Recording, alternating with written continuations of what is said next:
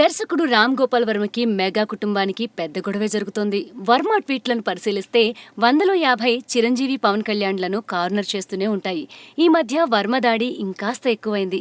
బాలకృష్ణ గౌతమిపుత్ర శాతకర్ణిని పైకి లేపుతూ చిరు ఖైదీ నెంబర్ 150ను తక్కువగా చేసి చూపుతున్నాడు వర్మ. కొద్దిసేపటి క్రితమే బాలకృష్ణ గౌతమిపుత్ర శాతకర్ణి తెలుగు చరిత్రకు సంబంధించిన సినిమా అని, ఖైదీ 150 మాత్రం పక్కా రాష్ట్రం వాళ్ల క్రియేటివిటీ అని మరో నెగిటివ్ కామెంట్ విసిరాడు. మొన్న జరిగిన mega event mega brother Nagababu comments తర్వాత వర్మ మెగా గోల ఇంకాస్త ఎక్కువైంది. నాగబాబు వర్మను అక్కుపక్షి అని తిట్టిపోసినా వర్మ మాత్రం తన తిక్కకి లెక్కేలేదని చెప్తూ ట్వీట్ల వర్షం కురిపిస్తున్నాడు.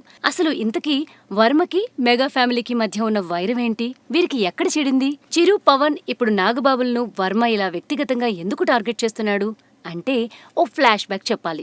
దర్శకుడిగా వర్మ ఫుల్ ఫామ్ లో ఉన్నప్పుడు చిరంజీవితో అబూ బాగ్దాద్ గజదొంగ అనే చిత్రాన్ని మొదలుపెట్టాడు. అయితే ఎక్కడో తేడా కొట్టి స్వయంగా చిరంజీవినే ఈ సినిమాని అర్ధాంతరంగా ఆపేశారు. అక్కడ మొదలైంది గొడవ. ఆ సమయంలో వర్మ ఈగో బాగా హట్ అయిందట. తర్వాత పవన్ కళ్యాణ్ ఓ సినిమా చేయాలని ప్లాన్ చేసుకున్నాడు Varma. Wife of Varaprasad story చెప్పడం జరిగింది. పవన్ కళ్యాణ్ కూడా ఈ స్టోరీని రిజెక్ట్ చేసి పారేశాడు. మళ్లీ రెండోసారి మెగా కాంపౌండ్ లో పరాభవం చవిచూశాడు వర్మ. ఈ 2 అవమానాలు వర్మ ఈగోను తీవ్రంగా హట్ చేశాయి. అప్పట్నుండి మెగా బ్రదర్స్ పై పగ పట్టేశాడు వర్మ. ఇప్పుడు సోషల్ మీడియా చేరువైన తర్వాత ఆయనకు మరో ఆయుధం దొరికినట్లయింది.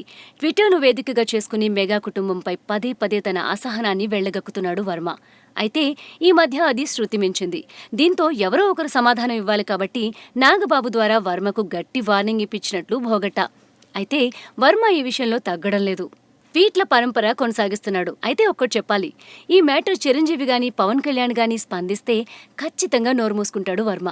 చిరు, పవన్లు మాత్రం వర్మ వాగుడుపై స్పందించాల్సిన అవసరం లేదని భావిస్తున్నట్లు అనిపిస్తుంది. అందుకే వర్మ ఆటలు ఇలా సాగుతున్నాయి.